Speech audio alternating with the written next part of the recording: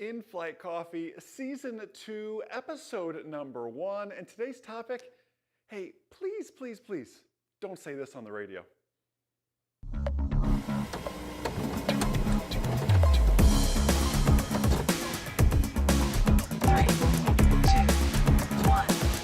Welcome to Inflight Coffee. Welcome to Inflight Coffee is right, Season 2, Episode 1. So excited to be back with you all here. Coach Ray, you get credit for first comment. I just saw it pop up there. So great to see everyone. John Vargas, Robbie Dillon, Dave G, good to see you. Craig, Nathan, Pete, good to see you all. Hey, we're streaming this simultaneously on Facebook and on YouTube as well. Some of you, it'll come up just Facebook user on your name there. It may be a permissions issue. Go maybe try to watch on the main M0A page if you want as well. Italian Mark, good to see you. Jordan Humphrey, Dan, good to see you. Mr. Fellows, good to see you. Season, Holly, good to see you all back on here as well. Alex, good to see you. Just so thankful to be here and be in Season 2 now of Inflight Coffee, Episode number 1. Today's topic is don't say this on the radio. But before we get into that, we need to make a cup of coffee. Thank you to Dr. Bill. I know Dr. Bill is not able to watch this morning. Dr. Bill sent us, Magda's going to love this. He sent us not just some Vermont coffee, he sent us some Vermont maple syrup as well. So that's going to make Pancake Sunday just that much better. Let's make some coffee here quickly. You all know the drill. Nothing's really changed since last time around. Robin, good to see you. Anna, Alex, the memes have been on point lately, my friend. You have my permission to continue. Alex is the one who makes all the crazy memes and everything else out there. Coach Ray knows the drill and knows where we're going, everybody. You know how it works. Put it in the chat. Where are you watching from? And how is the weather at the Linfield house using only emojis, Robin? Holly, how is the weather there using only emojis? Where are you watching from? And how is the weather using only emojis? While I load the hopper here, we're going to make some coffee for our new time. This just gets, it's a little easier. Drinking coffee earlier, that afternoon coffee keeps me up all night. That's what it really is here. Lisa, great to see you. Paul, great to see you. Chris says cream, no sugar. Chris, you're more of a man than I am. I'll remind you how I make my coffee here in just a second, Chris. Let's see. Where's everybody watching from? Mount Vernon, Ohio, says Mr. Allwood, and it is windy. Huntsville and rainy. Chris, good to see you. Long time no see. We're grinding some coffee here real quick. Don't mind the noise. Nick, great to see you. Norfolk, Green Bay. Chip, good to see you. Go Pack, go. Let's see who else. Vicky Mackey, what are you doing? What time is it in Alaska, Vicky Mackey? What are you doing up so early? Jordan Humphrey in Tulsa. Magda, of course it's sunny. Magda's in there as well with this. Let's make this coffee here real quick, and then we'll have Magda come over here and say hi to everybody as well. Hold on, I totally know what I'm doing. By the way, show of hands, type in me in the chat. Who missed Inflight Coffee? Type in me in the chat. And then the second one is, who has no clue what this Inflight Coffee thing is, but they just saw Jason was live and they hopped on here? You can type in no clue in the chat. But you're in for a good time. All of you have no clue as well. But who secretly missed it? Type in me. Who has absolutely no clue why they're watching Jason Shepard make a cup of coffee right now? Type in no clue in the chat. We'll explain everything. We'll explain everything here in just a bit. For those of you who have no clue, this is the most important part of Inflight Coffee. It's right here. It's Magda's favorite job. It is? Clear prop is right.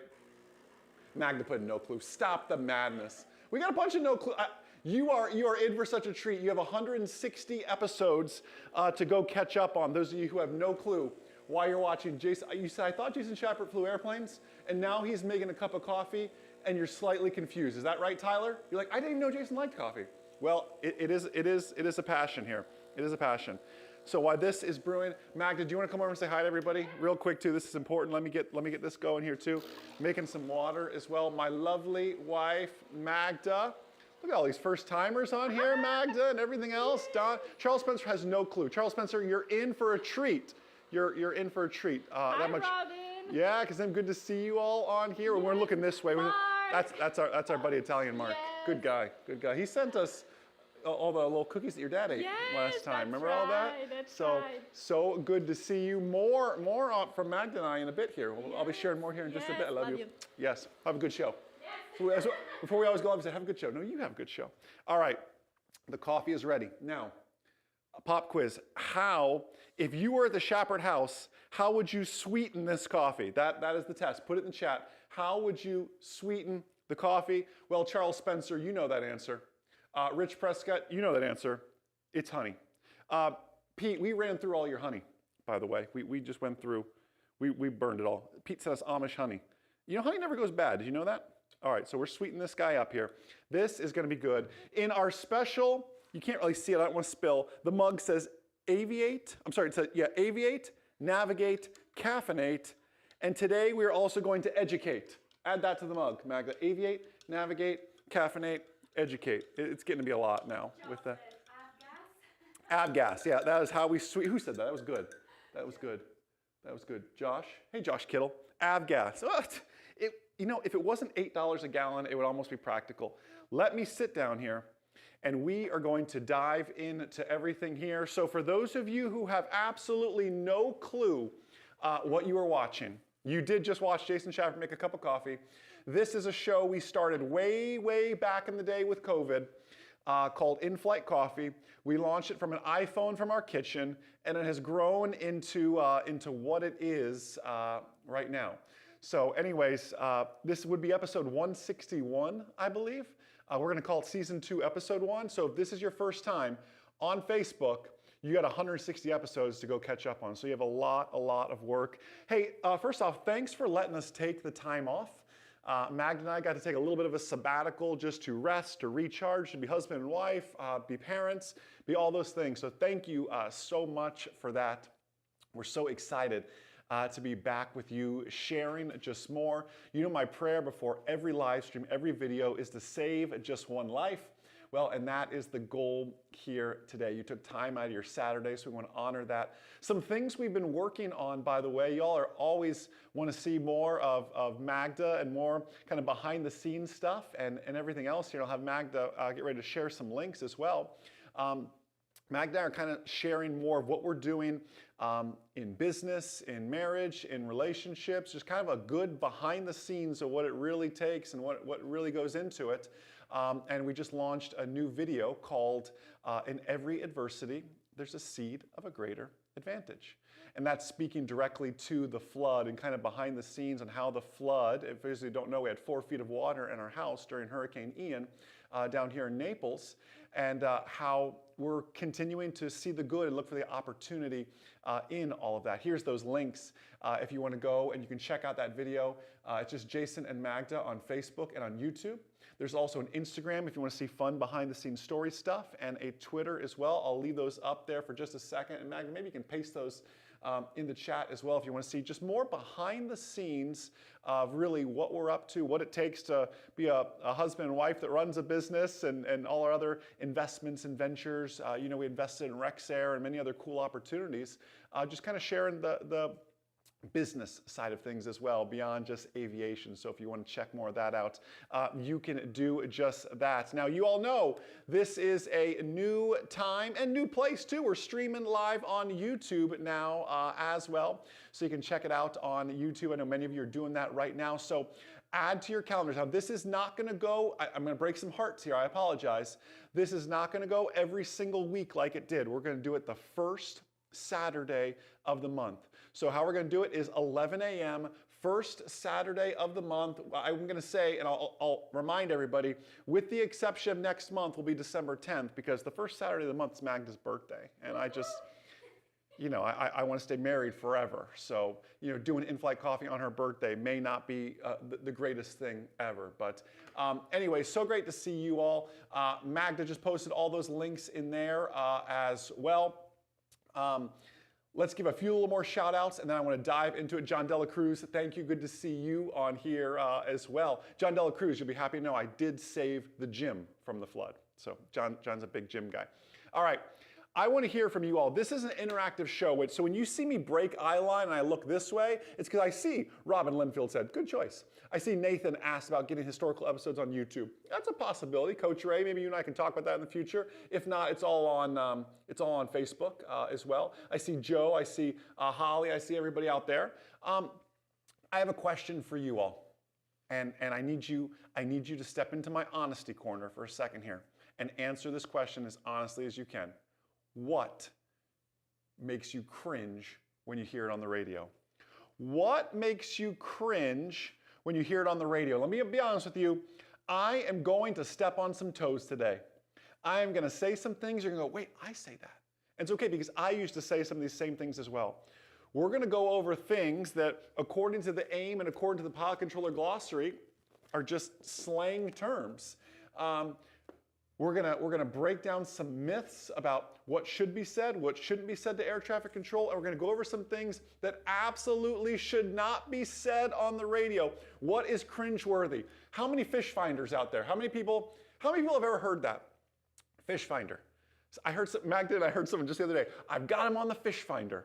I just think, you're a professional. Don't tell someone you've got him on the fish finder. Joel, who probably is out here watching it, when we used to fly together a lot, he knew how much it bugged me to say things like the fish finder. So whenever someone would report traffic, just to bug me, he'd go, tally ho, I got him on the fish finder. It's like, Joel, why do you do that? Anyways, yeah, fish finder. People say that. I just heard it. It's just, I can't say the username, but someone said when people meow. Meowing, has anybody ever heard that? People meow on guard, 121.5. If you listen to guard long enough, you will hear someone meow. I do not know the history. I'm crying over here because I'm laughing about tally ho on the fish finder. Yeah, here's the flash. That's a good one, Paul G. That's a good one. Oh, Mateo's watching from Mallorca. Good to see you. The meow, yeah, who's heard people meow on the, you all are professional pilots. You've spent tens of thousands of dollars to get to where you are. You should be mature enough to not meow on guard. Hunter, that's a good one. Hunter said, left final for 2-6. Let me tell y'all something. If you're on a left final, you are not on center line. If you're on a right final, you are not on center line. Final is final. If you're left of it, that's your deal you need to work on, right? Yeah, I've heard that before. Glenn Gambino, we're going to talk about that one. Craig, in the box. In the box is right. Yeah, I've heard that one. Don Gibson, that's a good one. Here comes the Flash. Are they talking about the comic book character? What is this Flash they're talking about here? You see, y'all gave some amazing, Dave G, I like that. Roger, what's your vector, Victor? Classic. We have that. Do we have that sound effect? Will that work, Magda? The Roger, do you have that? Somewhere. We have that sound effect somewhere. I think it's the Coach Ray one. I think it's the Coach Ray sound effect. We can try it. Try it, play it, see what happens. Ready? Yeah. We have clearance, Clarence. Roger. What's our vector, Victor? Did it play? I don't know if it played or not. I didn't hear anything, but maybe they did. All right. Here's the thing, and y'all shared some very great cringeworthy things. By the way, Dr. Bill, thank you. The coffee is fantastic. Our communication must be clear, it must be uniform, it must be concise too. There is no telling the life story, all right? There is no telling, apparently your sound effect played. Everyone heard it but us, Magda. Your communication must be uniform, it must be clear, it must be concise. You are not writing a novella. You don't need to tell everyone your life story. It must be clear and concise. I've done this, I just shared, where are my online ground school members at? Online ground school members? I just shared, I've shared it before, Dave G, you just saw it, the Cirrus crash in Houston. You know, one of the factors, and this is years ago now, of the Cirrus crash in Houston was the controller gave a 23-second long radio call. It was just verbose, is all it really was. It was lengthy, it was more than it needed to be, and they said, listen, radio communications should not be that long, they should be quick and to the point. But our communication must also be clear. I'll give you a funny example from parenting here. So a part of our little sabbatical, we wanted to get the kids just enrolled in a bunch of different activities. Gavin really has taken a liking to tennis. I wonder if Magda has anything to do with that. You don't know this. Magda used to play tennis professionally back in Spain, and then when she came here as an amateur in college. But anyway, so I'm sure that had some influence on it.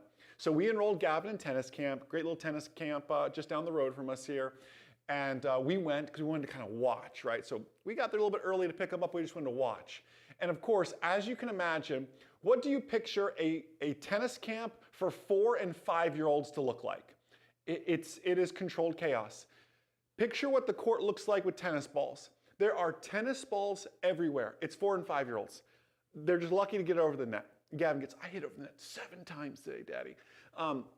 There's tennis balls everywhere. And I observed something. The coach, when it was time to clean up, he said, all right, everybody, it's time to clean up. Everybody get a ball. There have to be 300 balls on this tennis court. And the coach said it very specifically. Everybody get a ball. Gavin included, and all his buddies in tennis camp did exactly what the coach said. They all went and they got a ball. And when all these 4- and 5-year-olds came back with just 1 ball, the coach was so mad. The coach said, guys, there's 300 balls out there. What are y'all doing just bringing back 1 ball? We're never going to get this done. And Magda and I looked at it and said, that's not Gavin's fault. That's not the kid's fault. That was a failure of the coach, right? Everybody get a ball. Well, they did that, right? You must be clear. You must be concise. You must be uniform in your communication. I'll give you another example. Are y'all familiar with the Tenerife accident?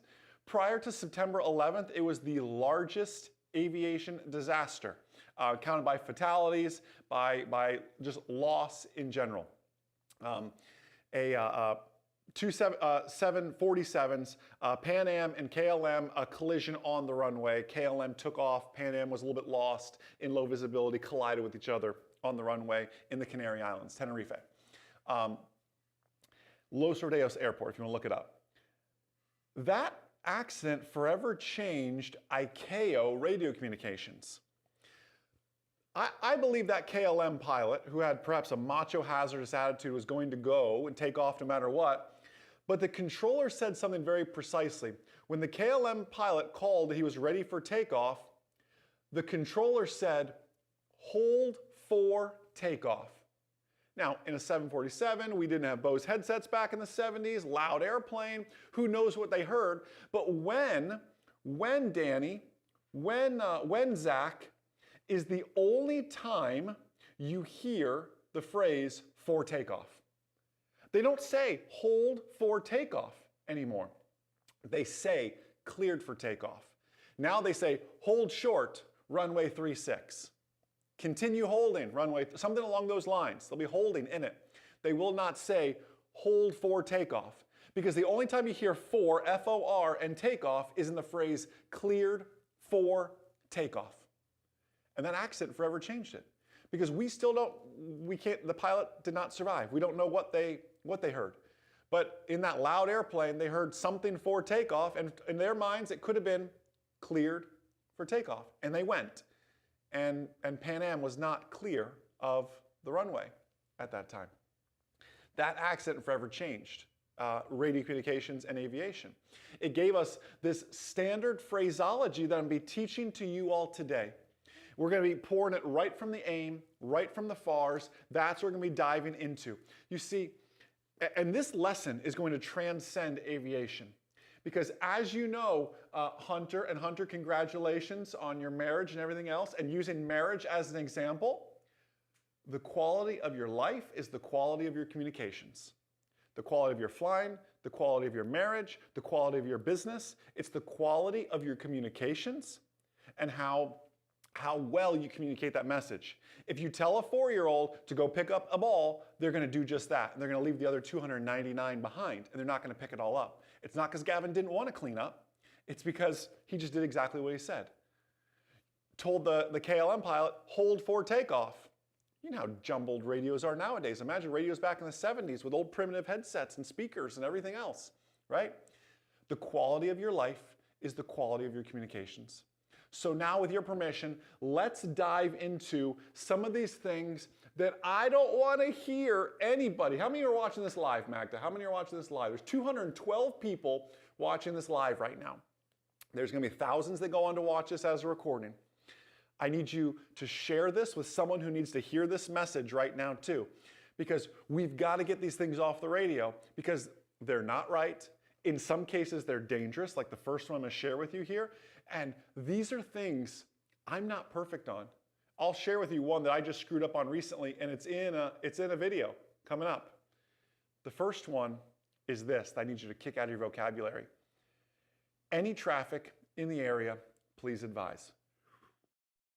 What happens, ground school members and those non-ground school members viewing? What happens at an uncontrolled, pilot-controlled airport when you queue up, when you're 10 miles out, and you queue up the mic? Put it in the chat. What happens, John Dela Cruz, when you key the mic and say, any traffic in the area, please advise, right? What happens? Lane, you're exactly right. Everybody starts talking at the same time. Now, what happens, Don Gibson watching on YouTube? Don Gibson, what happens when 3 or 4 pilots all cue the mic at an uncontrolled, on a Unicom CTAF frequency, all at the same time? What do you hear? The answer is, there's 2 answers. Either absolutely nothing, or like Glenn said, feedback city. I like that. It is clogged up. And then by the way, look at John's point there too. And Robin, you made this point earlier as well. This is probably for a frequency for multiple areas. Yesterday I was at Tampa Exec. I was also here in Sebring. I was also here in Lantana. I was here across the state, right? They share this frequency. So when you clog up that frequency, you're not just blocking your little airport, you're blocking other airports that share that same frequency as well.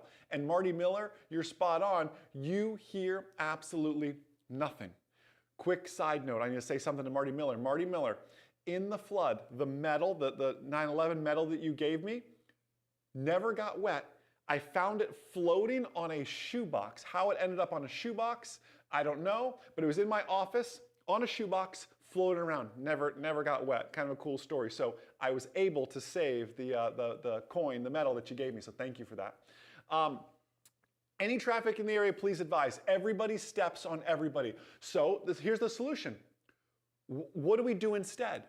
Because I want you to learn, in fact, if we go all the way back to the AIM, chapter 4, section 2, paragraph 2, radio technique, it says to listen, in bold, listen. Listen before you transmit. Many times you can get the information you want through ATIS or by simply monitoring the frequency. There's your answer. You're going to listen to ATIS, ASOS, AWOS, right? And then you're going to listen. And here is the new game I need you playing. I've shared this before. Ground school members, you heard me say this week in our member-only webinar. Where are you in the ecosystem? J.R. Holland, Marty Miller, Harrison, when you are flying into an uncontrolled, pilot-controlled airport and you start listening 10 miles out, you can make a radio call. Tampa Executive Traffic, Skyhawk 23 Mike Zulus, 10 miles out to the southeast, inbound for landing, Tampa Exec. I don't even know what runway I'm landing just yet. I'm just letting you know I'm out here and I'm gonna be a fly on the wall and I'm gonna listen. And this happened exactly this week, going into Tampa Executive yesterday for the AOPA fly-in. Great video came out of that, Coach Ray. I can't wait to tell you all about it. But flying into there were 2 in the pattern and I'm just listening and watching. You can get so much information just by listening. And you need to ask yourself, though, Season, where am I in the ecosystem? Okay? There's one on downwind. I'm 10 miles out. He or she, not an issue. They'll be down on the ground. Oh, wait, I just heard they're doing touch and goes now, and they're a 172. I'm a 172. All right, I'm doing the math in my head. I'm 10 miles out. They're on the downwind. They do a touch and go. They're coming back around. This person could be a potential threat. So I'm going to be watching for them. Am I going to be ahead of them? Am I going to be behind them? Am I faster or am I slower than other aircraft? You need to be asking yourself, Where do I fit in the ecosystem? I'll give you an example. You'll see it in an upcoming video on YouTube and Facebook. Flying into the AOPA fly-in, all of a sudden out of nowhere, I'm about 2 miles out. I have to overfly the field and teardrop back around for my left downwind for 5. And I hear a TBM 4 miles out behind me. And in my mind, I'm going, a TBM is much faster than me. And he shares, he's doing the same thing, gonna overfly the field and teardrop back around. I'm going, there's 2 miles of separation. I see him on ADS-B. This dude is eating my lunch, literally. I think that's the phrase I use in the video as well. And we're talking, and eventually I get on the radio and say, hey, TBM at Tampa Exec, I'm gonna keep extending out to the north, and I'm gonna let you have it. And he said, oh, I appreciate that. I let him make his big turnaround, and then I made my turnaround behind him. I was sharing this with the ground school members. Maybe it's my control issues, but I would much rather be the airplane in trail than the airplane ahead. Do you know what I mean? I would much rather extend my downwind than have to make a short approach and try to cut in front of you or whatever. I like that position of control a little bit where I can monitor you. I can make sure you land safely, make sure you get off the runway, as opposed to me landing and looking back and hoping that you're gonna stop in time and I'm not gonna get a propeller through my tail. Do you understand with that? That is my professional opinion of that. So can we all agree? Type in I agree. We are going to remove any traffic in the area, please advise, from your vocabulary. Even if you've already done it, just agree with me again here, right? And Marty Miller, you're exactly right. That is known as staying ahead of the pattern because, you know, as a student pilot, it's so easy to just focus on you, but aviation's not about you. There's so many other people in there. Where do you fit in the ecosystem? Thank you for everybody that agreed. Thank you, John. Thank you, Jake Brown. Thank you, Bud Owens. Thank you, Esteban. Kathy MacArthur, great to see you. Hope you're doing well. Tyler, good to see you. Username TS, Chip, everybody. All right, Kurt, thank you. OJ, thank you. All right, here's your next one. And this one was challenging for me. I used to say this all the time, and I inherited this from my flight instructor. And flight instructors, I can't even put the blame on anyone in particular because no one ever corrected me. It wasn't until I was a multi-thousand-hour CFI till I realized I'm doing this wrong. And this is one I've corrected in probably the past 5 years or so. You dig deep enough on YouTube, you can even find videos of me saying this phrase, and it sounds so trivial, it sounds so simple, but remember, the goal is to be concise. Stop writing novellas to ATC and be concise. The word I need you to get rid of is with you. With you. This sounds so simple. And some of you are saying, really, Jason, this seems a little trivial. And maybe it is. But we are instructed in the pilot controller glossary and in the AIM to be clear and to be concise. I do not need to explain to a controller that I am with them, because where else would I be? Of course I'm with them. That was the breaking point for me. I'm like, what do you mean I need to get rid of with you? And let me give you an example. You're checking in on an IFR flight, on VFR flight following, to the Mike Zulu, contact Tampa approach 119.9. 119.9, thanks to the Mike Zulu. All right, you switch over to 119.9, you listen for a second. Tampa approach, Skyhawk 23 Mike Zulu, with you, level 3,500. Did you hear the with you? It sounds so trivial. This was so hard for me to get rid of. But your radio call, you can lose the with you. Tampa approach, Skyhawk 23 Mike Zulu, level 3,500. And you zip it. Get rid of the with you. Now, are you gonna fail a check ride because you say with you? No. Are you gonna cause an accident because you say with you? Probably not. Are you going to get chastised by everybody because you say with you? Most people do it, unfortunately. But we are teaching what we call standard phraseology. And the FAA and ICAO, the International Aviation Body, has governed how to talk on the radios. And with you is not a part of the standard phraseology. These are extra words that you're putting in there. And you will hear student pilots say this.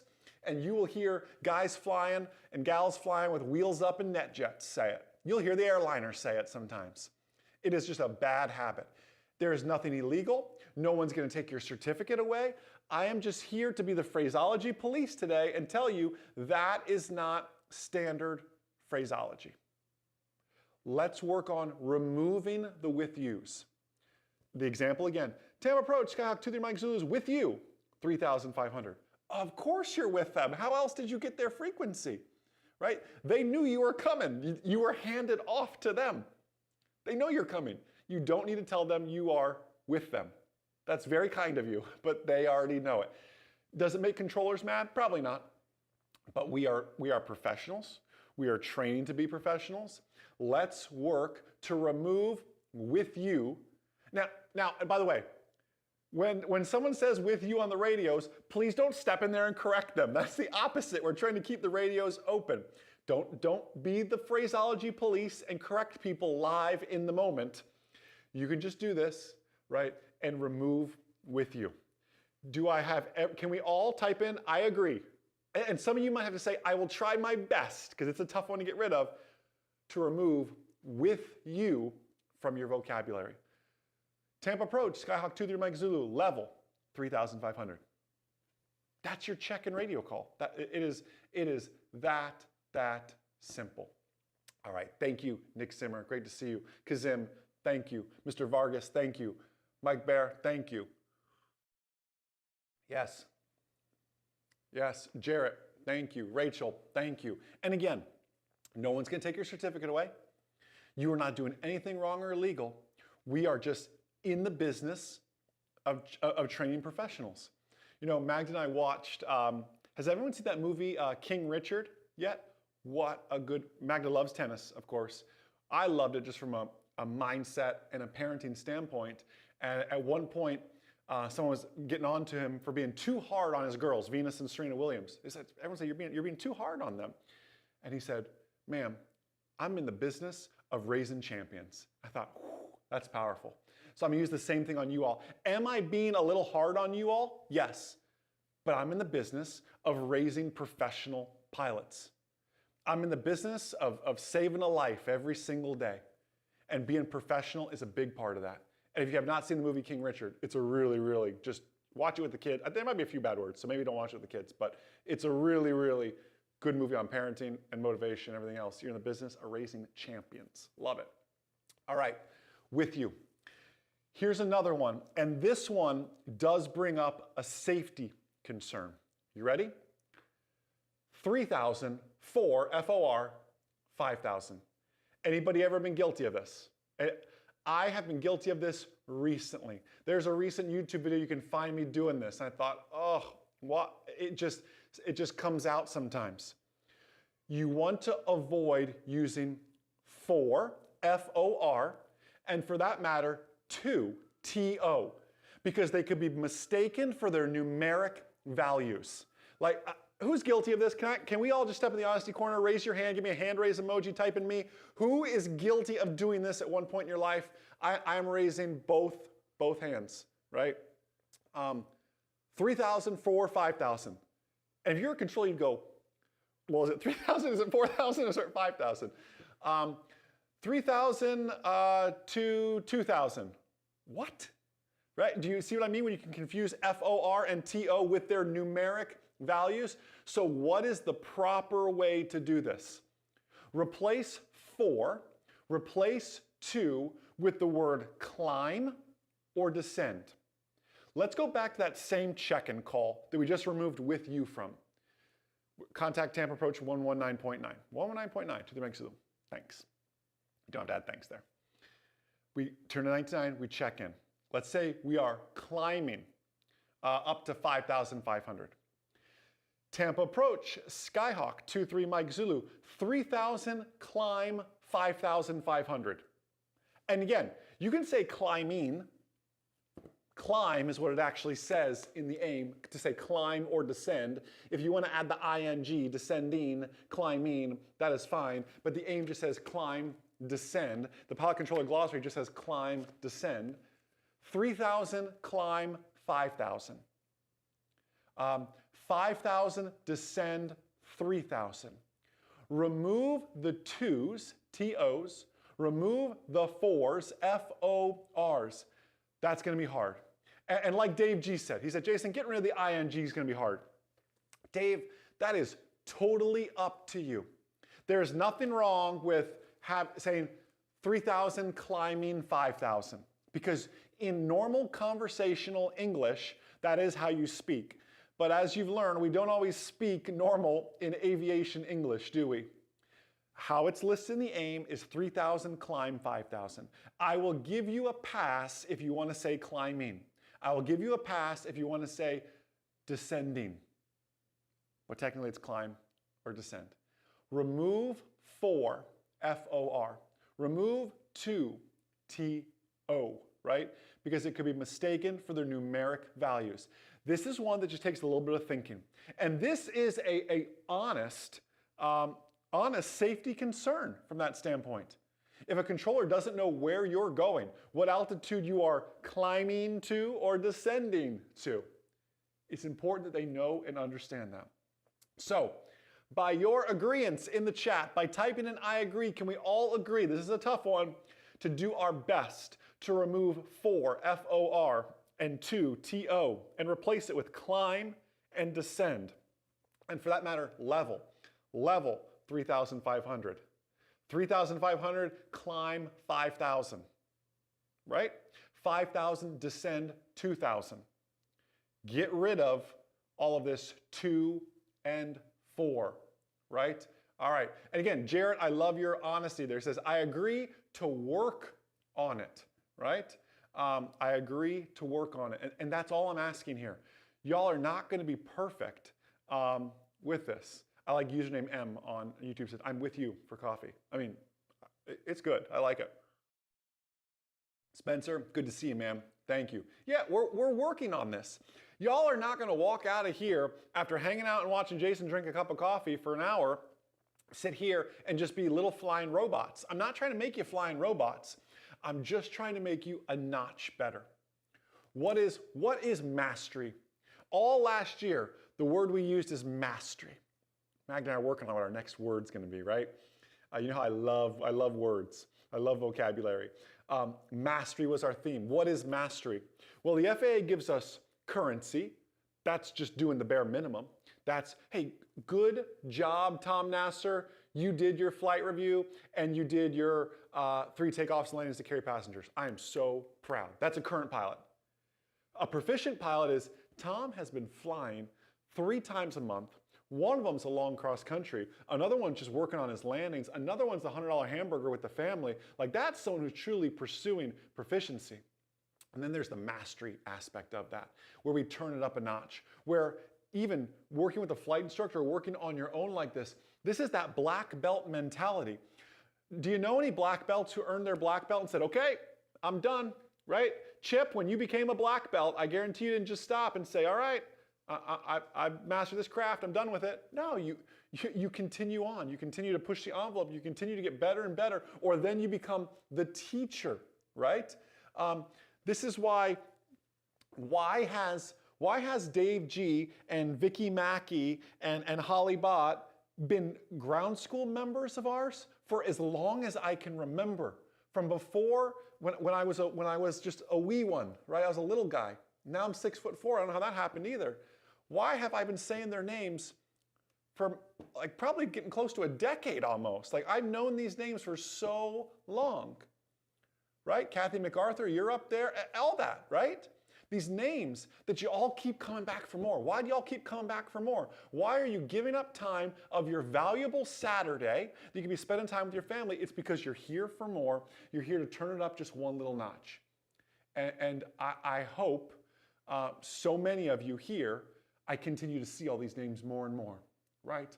I see a lot of these names, and I want to see them again and again, because you're in the business of pursuing mastery, right? Love it. Bobby Gunn said, got you on the fish finder. He got me with that one. That was good. All right, let's do another one here. This one, okay, before we show it, this is kind of in the same category as with you. You are not going to hurt anybody by doing this. You are not going to go in the FAA penalty box or FAA jail. They're not going to suspend your certificate. Nothing bad's going to come out of this one if you refuse to change it. The only thing is, did we not just agree that we're all here to turn it up a notch? If you're looking to turn it up a notch, the proper phraseology when you're looking for traffic is not looking for traffic. Let's show it to him real quick, Magda. Looking for traffic. To the Mike Zulu, traffic, 10 miles, 12 o'clock, report the traffic in sight. Looking for traffic, to the Mike Zulu. If I say that, does it convey the right message? Yeah, but nowhere in the pilot controller glossary, nowhere in the AIM does it say looking for traffic. Does anybody know what you're supposed to say instead of looking for traffic? And no, it is not got him on the fish finder. And no, it is not tally ho. And no, it is not just looking. I used to say that. If I was guilty of that, looking to the Mike Zulu. That's what I used to say. But you can find YouTube videos of me saying that. It's not right. I'll tell you what's right here. Let me save your dog ear this page. Anybody know what a dog ear is? Your dog ear page? Am I showing my age by dog earing pages? It starts with an N. Does anybody know it? Oh, Lane, you got it. Jose, you got it. Kazim, you got it. Coach Ray, you got it. Facebook user, you got it. I don't know why it's doing that. Sorry to all my Facebook users. Not all of them. Some are working. I wonder if you're watching. Are you watching in the Nation group? Maybe it's the group permissions causing that to happen.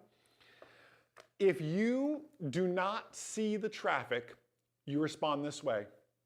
Negative contact. 23 Mike Zulu. Negative contact. The reason you don't say looking for traffic is because the phrase you say when you physically have eyes on the traffic, by the way, seeing them on ADS-B is not a substitute for your two eyes. When they are asking you if you see the traffic, they mean with your eyeballs, not with ADS-B. All right? Or TISB or whatever you're using. They mean with your eyeballs. It's either negative contact, I do not see them, or traffic in sight, 23 Mike Zulu. It's that simple.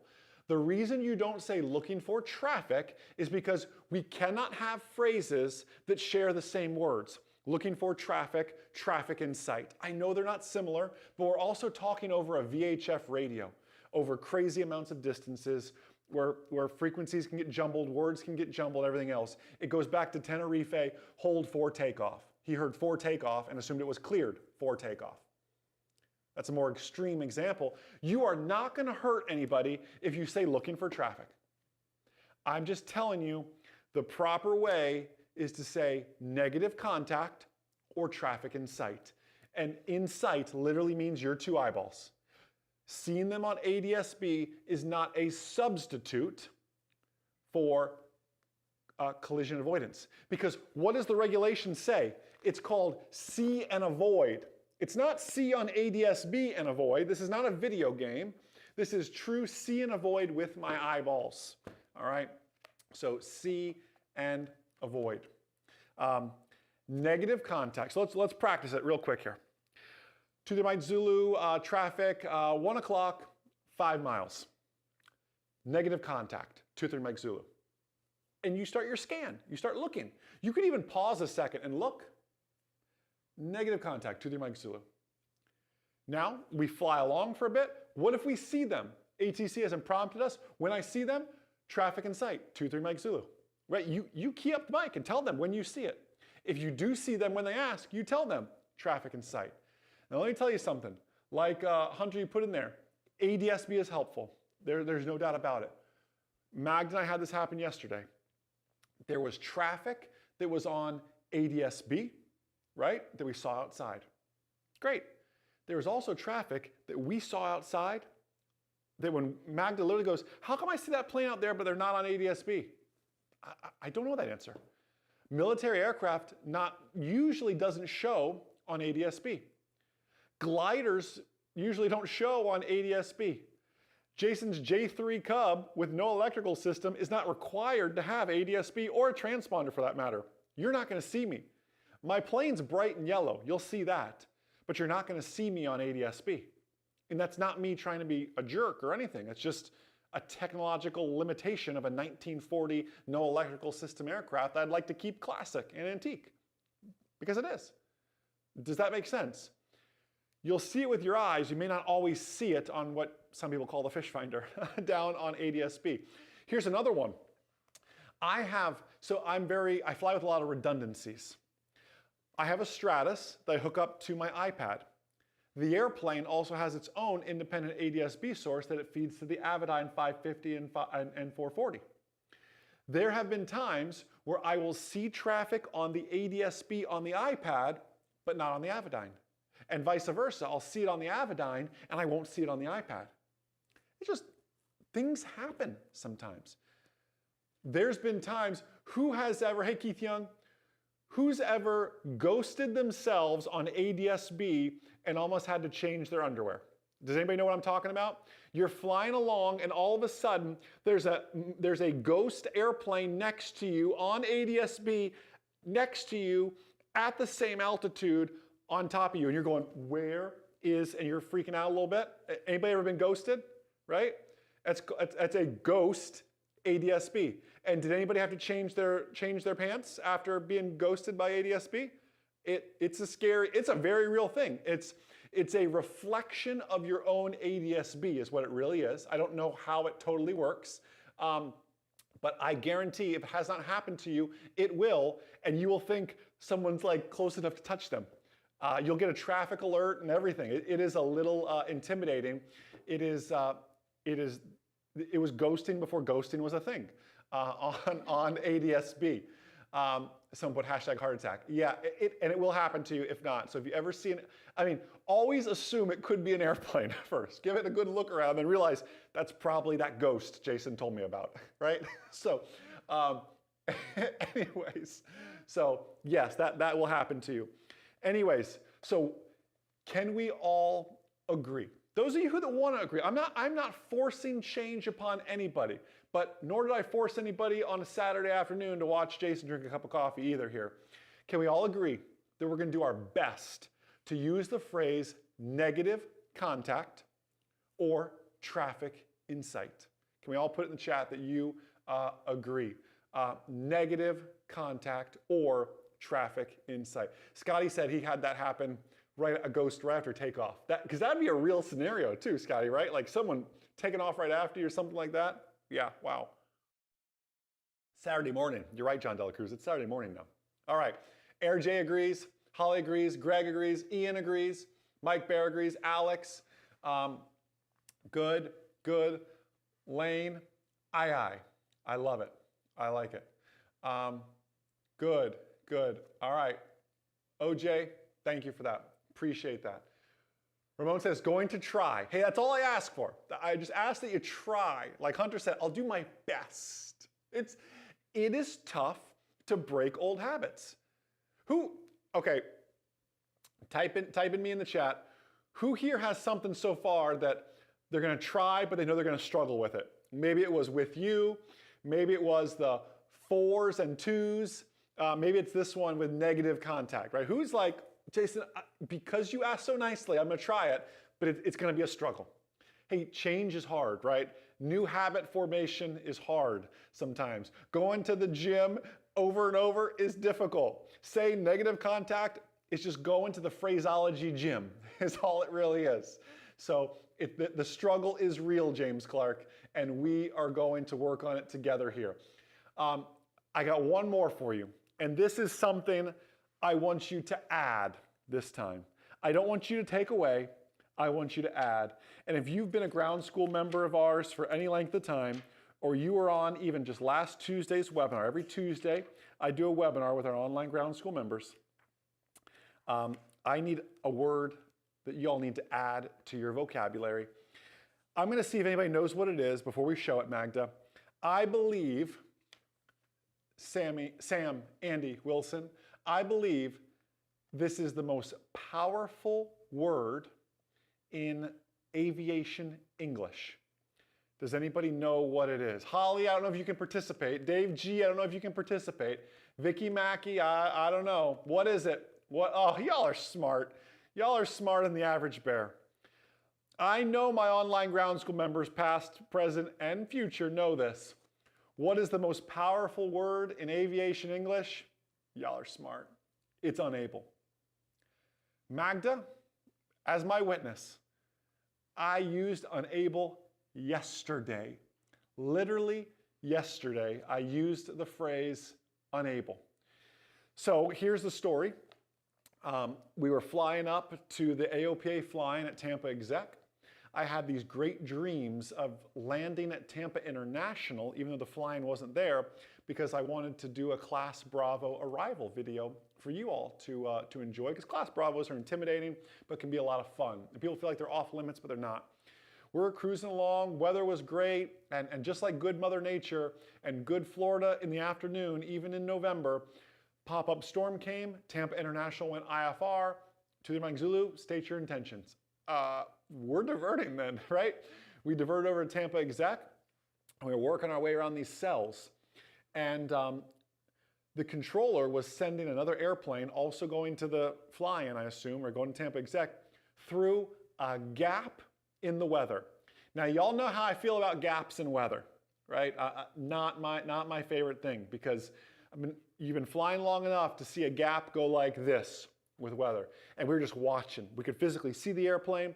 Then we kind of lost him for a bit. We heard he was VFR only, and he's going through this gap. And I'm talking they categorize it as extreme precipitation. There's no lightning or anything, but it was raining really, really bad. You'll see it in the video. And Coach, you haven't even heard the story yet, but that's the video you get to edit here coming up. Sent through the gap. And I was kind of working my way around. The controller came on and said, hey, 23 Mike Zulu, suggest a heading. I'll make up a heading of like 130. There's a gap in weather. I just had another plane go through it. And I said, I didn't use the exact words unable. I said, I'm not comfortable with that. I think were my exact words that I said. And she goes, oh, well, just do whatever you're comfortable with. Like, she was surprised to hear somebody. Like, normally pilots are always looking for what corner can I cut? How can I descend faster? How can I get more direct? And she was being very helpful. And it was no fault of the controller. Another plane just went through there very successfully. And I didn't say unable, I just said, I'm not comfortable with that. And Coach, you'll see the video here in a bit. Literally, she goes, you just do what you're comfortable with and like, just move along, do whatever you need. And I think that set the standard for the rest of my deviations. Any other deviation I asked for after that, she just said, pilot's discretion, do whatever you want, you be comfortable. Just by a simple phrase. Now, I said unable, just with a few more words than that, but that's essentially what I said, unable. I don't need to fly through a gap in weather to save 5 minutes. I've got plenty of fuel. I've got precious cargo on board with my beautiful lady. I don't need to do anything fancy. You've got nothing to prove to anybody. The word to use is unable. On top of that, there are birds everywhere and everything else. It's gonna be a great video. You're gonna love watching it. It'll probably be a few weeks out.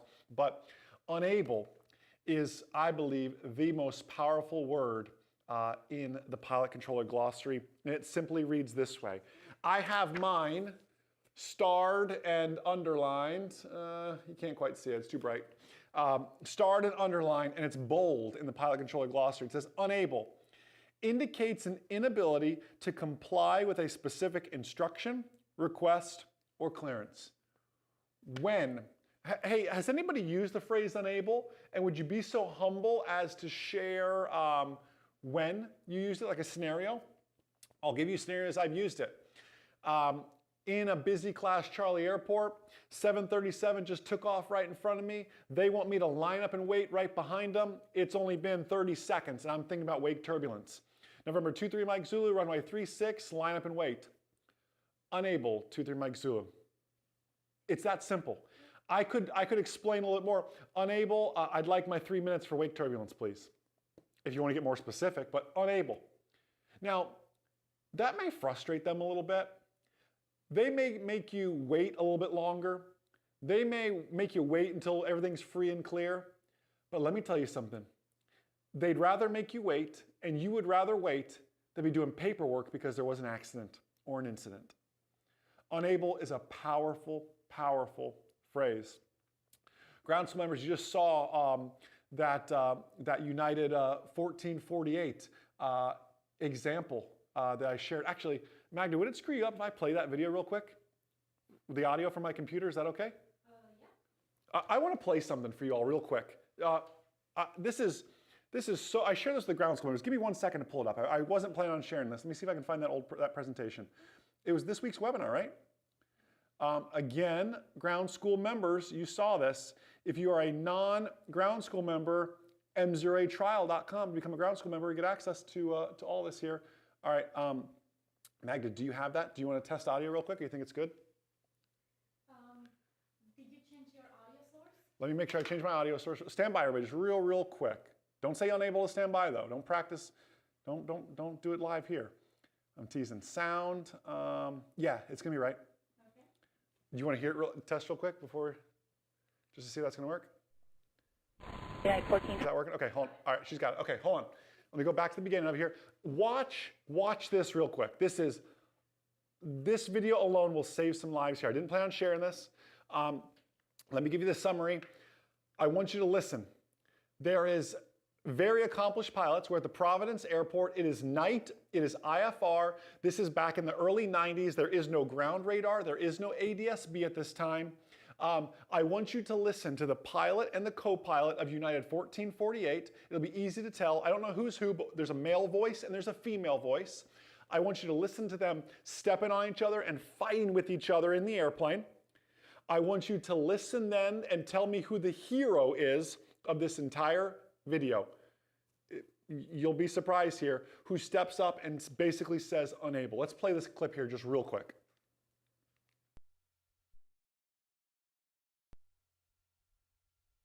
United 1448, what's your position? And we're clear of the runway on November by Bravo, United 1448. United 1448, thank you. Taxi to ramp. Your taxi is November and Tango, report crossing runway 16. Okay, November, Tango will report crossing wind 16 over 1448. Ground user 2998 is holding short of United FedEx. Yes, sir, 2998, thank you. FedEx 1662, runway 5 right, fly runway heading, cleared for takeoff. Runway heading, clear for takeoff, 5 right, FedEx 1662. Now 1448 is on November by the runways here. We don't see the return crop straight ahead on November. United 1448, affirmative, cross runway 16, join taxiway November Tango on the other side. November Tango on the other side, United 1448. And United 1448, we're approaching Kilo here.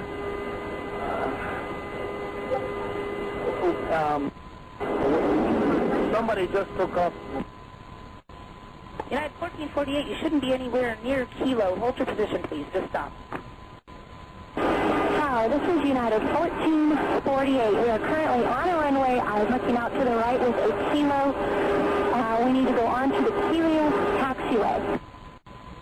United 1448, you were supposed to taxi November in Tango. I need to know what runway you're on. I can't see anything from the tower. Ma'am, we are on 23 right intersection of 16, and we did not connect on November. We are by Kilo to our right, and we just overshot Kilo. We did not see it. Runway on 23 left here. United, stand by, please. Yes, sir, 2998, runway 5 right, fly runway heading, cleared for takeoff. Ma'am, I'm trying to advise you we're on an active runway, United 1448. 2P right is not an active runway. It's a taxiway when we're IFR or in the dark. Yes, sir, 2998, runway 5 right, fly runway heading, cleared for takeoff. Tower user 2998, so we figure out what's going on down there. We're just going to stay clear of all runways.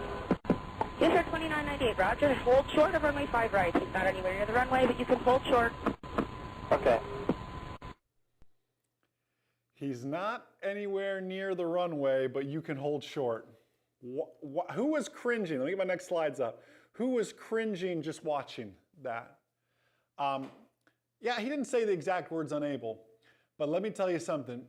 It takes some serious guts to be US Air 2998, doesn't it? You've got 300 paying passengers behind you. Your performance reviews are graded on on-time departures, on-time arrivals. It takes a lot of guts to say, you know what, I'll take a red X on my performance review and be late this time around because I'd rather that than be dead, to put it so bluntly. A lot of people are to blame here. The controller is to blame in this situation. The United pilots are to blame in this situation. That US Air pilot deserves a medal, if you want my professional opinion, to step up when all the pressure says go, go, go. Even the controller kind of has a hint of sarcasm, like he's not anywhere near the runway, but you can hold short. And he just responds, okay. Like, drop the mic right there. Like, listen, that is the kind of attitude you need in aviation. That is the attitude you need, the confidence that you need to just say unable. Hey, you all, I don't know. I love how he said it. Until we figure out what's going on down there. Like, we're good right here. The AC is working. You know, we're all good. No babies are crying. Everyone's good in the back. We're just going to wait right here. Y'all figure it out. And I'll be right here when you're ready for me. That's the right attitude.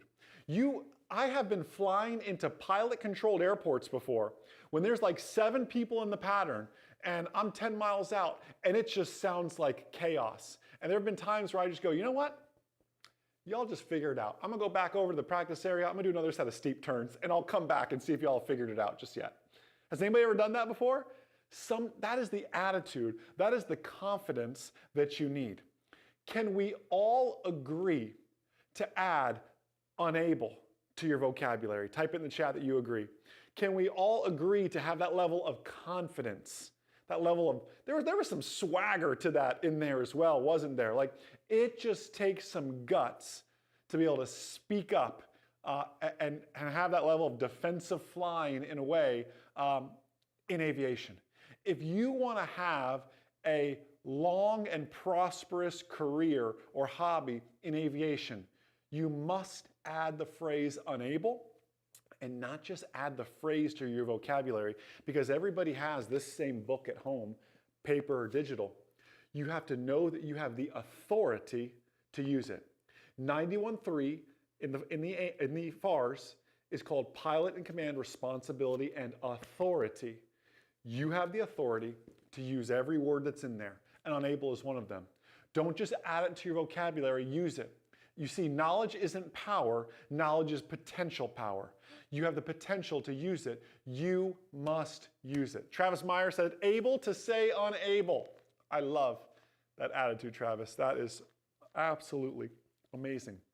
So, I hope you greatly enjoyed the comeback, the return of In-Flight Coffee Season 2. Hey, will you do me a quick favor? If you're watching this on Facebook, will you make sure you like this page here on Facebook? If you're watching on YouTube, make sure you are subscribed as well so you get all our videos, all our alerts, no matter where you're watching it. Also throw this video a thumbs up as well and share this with somebody who needs to hear this message. My goal, my prayer before every video is to save just one life.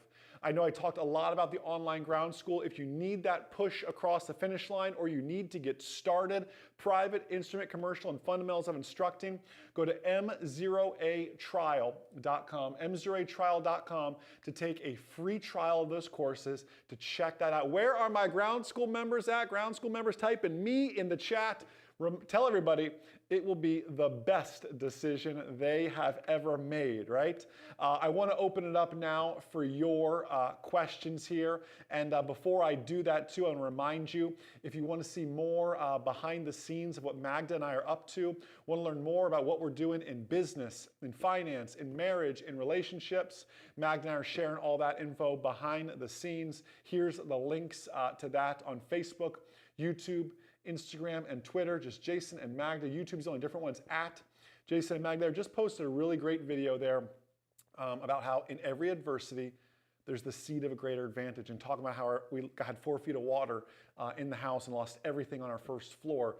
Most of you know that story, but to show you kind of behind the scenes. But you know, many of you know this, Coach Ray knows this, we talk about it all the time. Magda and I have a huge passion for business and want to share just some of those insights. So if you're a business owner or you want to level up your relationships or your marriage, Magda and I are talking a lot about the behind the scenes, what goes into all that there. So you can check that out and follow us on whichever platforms you are there as well. All right, let's open it up for your questions. Anything is fair game. right? Any questions you have, now is the time to ask them. Let's go to Tyler first. Thank you, Don Gibson says, Instrument Ground School rocks. Well, thank you. We think you rock, Don Gibson. We greatly, greatly appreciate that. Just below Don Gibson, Tyler commented, any tips for going into CFI training? Hey, Holly and Hunter, will you write up a quick little paragraph for Tyler there? And I will share my notes as well. Tyler, I asked Hunter and Holly because they are both just all in on being the best CFIs that they can be and are super fresh in that training as well here. But yeah, Holly, do ground school first for sure is right. Tyler, the best advice I can give you, I'll give you 2 bits of advice. And CFIs, back me up on this, other CFIs, add more to this here. Number 1 is make your own lesson plans. Tyler, you can go out and buy lesson plans, as crazy as that sounds. Friends, well, they're not really friends, but people will give you lesson plans. Make your own lesson plans. It is so much work. It is so, so tedious. I got a binder this thick, and I still reference those lesson plans to this day. Make your own lesson plans. You don't learn something until you have to know it well enough to teach it, my friend. That's that legit with that. And then remember, look at everything with student pilot eyes. You are very advanced in your training. You clearly have hundreds of hours right now. I need you to go back to and remember what it was like to be a student pilot. You know things at this level. I need you to talk in plain English. That's where you need to get. Stop. You know, you have a master's degree in aviation. I need you to go back to elementary school and teach it at that level now and work your way up from there. Season, yes. Just asked, is the 31-day Safer Pilot Challenge coming back? The answer is absolutely yes. Mac and I have been busy filming some of those this week. Coach is going to get editing some of those as well. Starting January 1st through January 31st, every day to kick off your new year, we're going to release a new video. We call it the 31-day Safer Pilot Challenge. Who did it last year? Right? The goal is to be 31 for 31. Watch every single video. They are very sequential to build on the next, all with the idea of making 2023 your best year in aviation. So, Anna, great question. Said, as a remote pilot, do I need to have a FAR aim? Well, Anna, I'm going to recommend you get a FAR aim. And in this particular FAR aim, Part 107 is included in this FAR aim. It's very, very small compared to everything else. But Anna, knowing what I know about you and where you want to take aviation, 2023 FAR aims are going to be coming out here pretty darn soon, if they're not out already. Everybody wants one for Christmas, 2023 FAR aim. And make sure 107 is in there. Tristan, what's happening?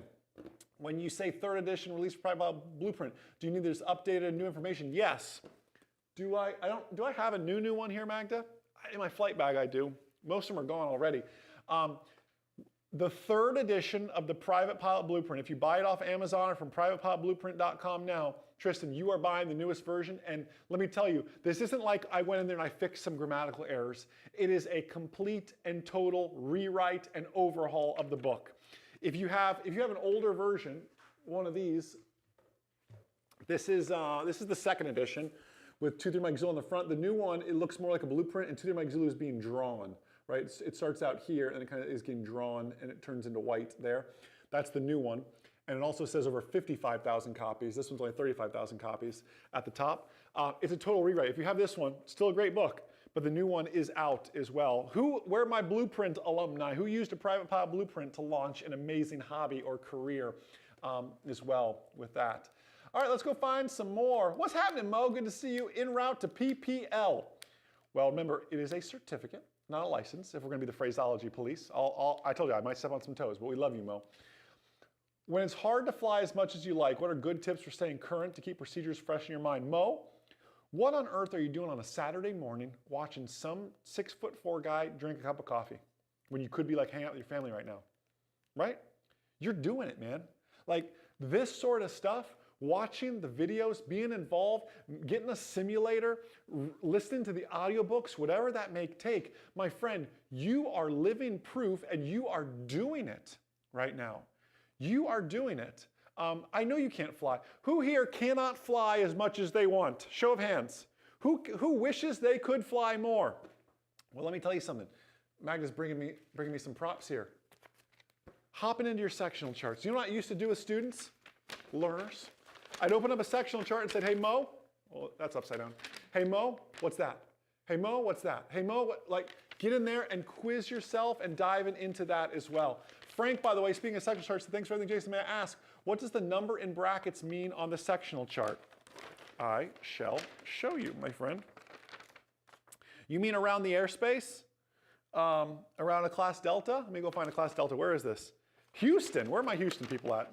Somebody send me to a Houston hobby.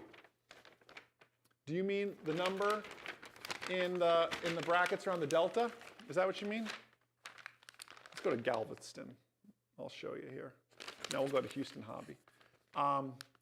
Sugar Land Regional.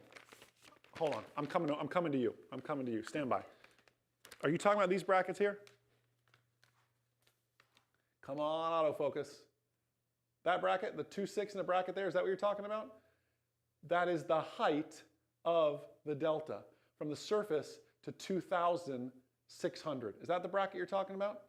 Just making sure we're on the same page there. I have my iPad too. I can fire that up and airplay that if you need me to show more. I'm just trying to think of what other brackets you could be talking about. Give me an example, like maybe near an airport if you want something different as well. Cannon, what's happening, man? Cannon Volk, what a good, that's a powerful name. You can go places with that name. The only thing holding me back from my PPC, Private Pilot Certificate, is my check ride. And I can't seem to absorb the ground knowledge. I want to go on a commercial. Any tips? All right, Cannon. I'm not here to promote. I promise you. But my friend, if you have not listened to our audiobook, Pass Your Private Pilot Check Ride, where are my audiobook people, right? Hey, Yolanda, good to see you. Where are my audiobook people? Go on Audible and get Pass Your Private Pilot Check Ride. I want to say we're over like 1,200 five-star reviews. I mean, y'all are a blessing. We also have instrument. We also have commercial. If you want a paperback, it exists. Thank you for that. There's some kind words for the book as well. Audiobook as well, ebook as well. I'm telling you, get the audiobook. You're going to be stuck listening to me for like 3 hours. I don't know how Magda does it. If Magda can do it, you guys can do it, right? Stuck listening to me for 3 hours, right, Magda? All right, let's find some more questions. Matt asking the phrase "looking out" be used. No, we want to use either negative contact or traffic in sight. Austin, with the greatest beard in aviation, passed his written test yesterday. It was the beard. Golf clap, golf clap. It was the beard that probably pushed you over the edge, Austin. When you didn't know, you just stroked the beard of wisdom and, it's C. And it just came to you. Okay, hold on. Let's talk to Lisa. Let's talk to Lisa. There's a big one here. Okay. I've been taught can we show it? Is her comment too? Let's see. That's too much. Okay, I'll read it to you. I've been taught 2 different ways of making calls at an uncontrolled airport, which is correct. Number 1, 2, 3, 4 whiskey, turning left down on 15, or do I make the turn then announce runway 15? I was taught to say turning, and now I've been taught not to say turning. I have a hard time breaking that. I feel vulnerable making my calls after I have turned. Let me tell you something, Lisa. I am a turning fan. Let me tell you why. Can I draw, Magda? Is that going to stress you out if I draw? No. Okay. I need supplies. Stand by. Stand by, everybody. I like to call when I'm turning. Number 1, Lisa, it is much, much easier to spot. You changed cameras? Yeah, leave that camera. That camera's great. It is much, much easier, Lisa. This is art, by the way, art time with Jason. Let me see if I can find an eraser and how well it's going to work. We're going to leave that runway up there. All right. I always teach, Lisa, to call on the turn. Here's why. Number 1, it is much easier to spot a turning aircraft. So we take off. Hey, who knows what leg of the traffic pattern this is? Bonus points. I will not send you a prize, but you'll have the satisfaction of knowing that I gave you a virtual gold star. What leg of the traffic pattern is this? I just took off. What leg of the traffic pattern is this? I then make my call right here, Lisa, that I'm turning crosswind. All right? I then make my call right here, Lisa, that I'm turning downwind. Here's why. Lisa and everybody, Thank you. It is the departure leg. This is the departure leg. The upwind leg is a leg of the traffic pattern parallel to the path of takeoff. This would be an upwind leg over here. This is a departure leg. Stop calling it the upwind leg. It's really the departure leg. I'll show you where that is in the aim in a second. Let me finish Lisa's thought. Lisa, if you are flying in the pattern with me, and I call up 23 Mike Zulu, left downwind, whatever runway this is, you have such a big chunk of sky to scan. I could be down here, I could be here, I could be turning. It's such a big area to look for an aircraft. As opposed to, Lisa, when I call up and say I'm turning left downwind, this is a very distinguishable point. I know exactly where my eyes should look at the hinge of the crosswind and the downwind. So I always call turning downwind. Now, if it's a busy day, Lisa, I'll get more specific too. I'm midfield left downwind. I'm a beam the numbers left downwind. Stop just saying you're downwind. It's such a big area. Get specific with where you are to help people. There's nothing wrong with entering on the 45 to midfield left downwind, but tell everyone you're a midfield left downwind. There's nothing wrong with calling your turn. Tell everyone you're calling your turn. Base and turning final. It's very, very easy to spot that. Does that make sense? And does that help everybody? I always call it, and here's the other part too. Sorry, I'm making Magda go all over the place. It is so much easier to spot a turning aircraft. I'm giving you all this surface area to see as opposed to this, right? It's so much easier to spot a turning aircraft, right? Holly said the other day, someone called themselves downstream at her airport. I had a student pilot once. It was information Zulu, and she couldn't remember it was Zulu, and she called up ground and says, I have information zebra?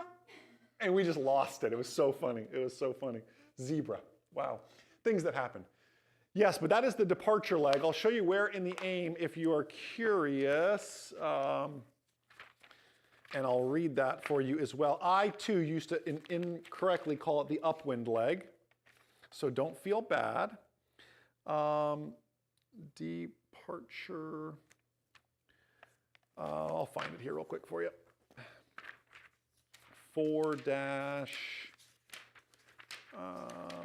Maybe it's in 3. Let me look. Anyways, other questions. Magda, find me some other good questions here. That's airspace. That's procedures. That's crosswinds. What are some other good? Page 721. Oh, we clearly have the same FAR aim. Who is that? Gold star to Juan Carlos Cabrera. On page 721 of your ASA FAR aim, it's 4-3-2. You can see it talks about the upwind leg is a flight path parallel to the landing runway in the direction of landing, whereas the departure leg is the flight path which begins after takeoff and continues straight ahead along the extended runway center line. The departure leg continues until reaching a point at least 1/2 a mile beyond the departure end of the runway and within 300 feet of traffic pattern altitude. Ba-boom. Who learned something right there? All right. Wow, Juan Carlos Cabrera just saved me there. What a good guy. Gold star. Gold star to everybody else who knew that. So, all right. Any more questions? Any more comments? Let's see. That is right, Tristan. Or if you have the Aviation Mastery book, you can see Jason wrote the difference in there. That is right. That is very, very accurate. I'm with that. Barry asked a great question that I'm very familiar with because I did it yesterday. Teardropping for Tampa exec on 5 or 3-6 brings you very close to the Bravo. I thought of that, and I talked about that in the video that'll come out in probably 3 weeks. That Bravo starts at 1,200 feet though. So getting down to traffic pattern altitude early and getting underneath that shelf if I needed to was the viable and only option. Danielle, good point, said, well, Science Tower says continue upwind. Well, don't be the phraseology police and go, well, Mr. Controller, it's actually the departure leg, but I know what you mean.